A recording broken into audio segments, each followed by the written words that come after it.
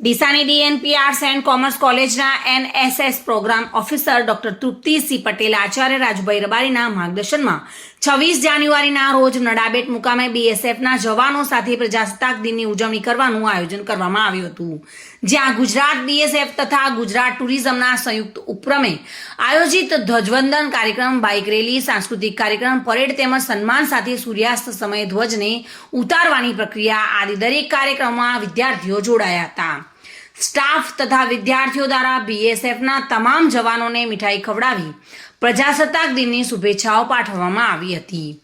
0 પોઈન્ટની મુલાકાત લઈ ત્યાં પણ જવાનો સાથે વાર્તાલાપ કરી મીઠાઈ ખવડાવી શુભેચ્છાઓ આપી હતી. વિદ્યાર્થીઓએ ટી પોઈન્ટ પર બોર્ડર સિક્યુરિટી ફોર્સ દ્વારા થતી કામગીરીને વ્યક્ત કરતું સુંદર મ્યુઝિયમ નિહાળ્યું હતું.